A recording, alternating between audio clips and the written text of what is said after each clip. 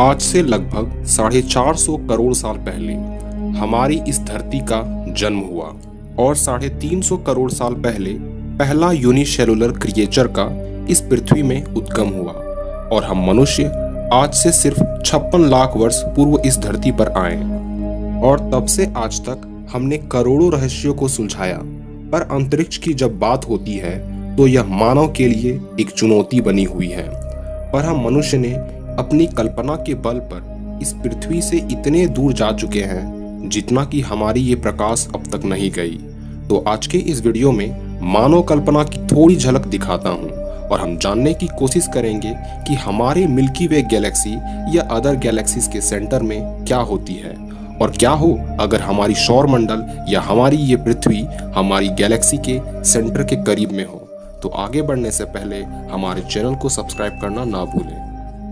Big bang के धमाके के बाद हमारे यूनिवर्स में कई गैलेक्सीज का निर्माण हुआ, जिसमें से हमारी मिल्की वे का जन्म लगभग 1380 करोड़ साल पहले हुआ, जिसमें हमारी सोलर सिस्टम एग्जिस्ट करती है। और मिल्की वे के सेंटर से हमारी सोलर सिस्टम की दूरी लगभग 25,640 प्रकाश वर्ष, यानी हमारे सूर्य की प्रकाश को मिल्की वे के सेंटर तक जाने में 25,000 साल से भी ज्यादा का वक्त लग जाता है। खैर, मनुष्य अभी तक इतना विकसित तो नहीं हुआ कि उतने दूरी तक जा सके, पर कुछ प्रेडिक्शन और कैलकुलेशन के जरिए हमने पता किया कि उतनी दूरी में क्या स्थित है। दरअसल कार्ल जॉन्स्की ने 1931 में अपने रेडियो एंटीना के जरिए कुछ बड़ी मात्रा में रेडियो वेव को गैलेक्सी के सेंटर से आते देखा और तब से उसकी उत्सुकता गैलेक्सी की सेंटर की ओर बढ़ी और सन 1933 में उन्होंने सेजिटेरियस ए स्टार की खोज की।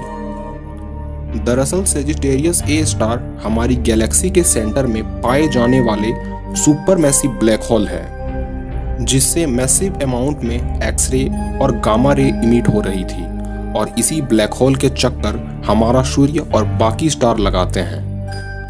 हमारा सूर्य इसकी एक चक्कर लगभग 250 मिलियन साल में लगाती है।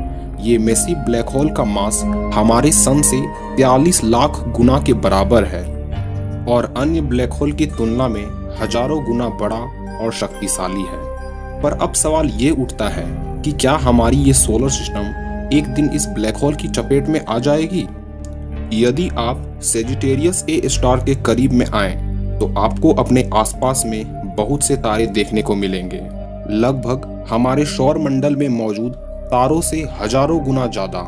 उन तारों के आसपास जीवन की संभावना लगभग नामुमकिन है, क्योंकि सेजिटेरियस ए स्टार से आने वाली रेडिएशन वहां मौजूद प्लैनेट्स को पूरी तरह डिस्ट्रॉय कर देगी।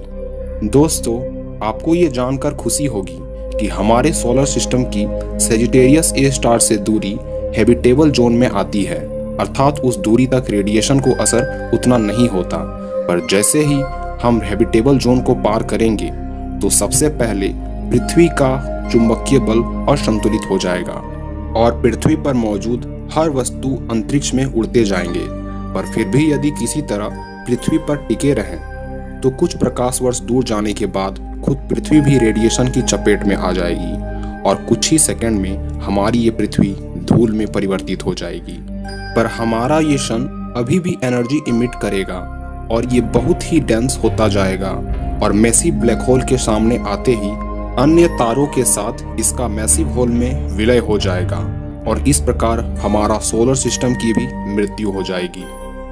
पर यही अंत नहीं है मानव कल्पना की।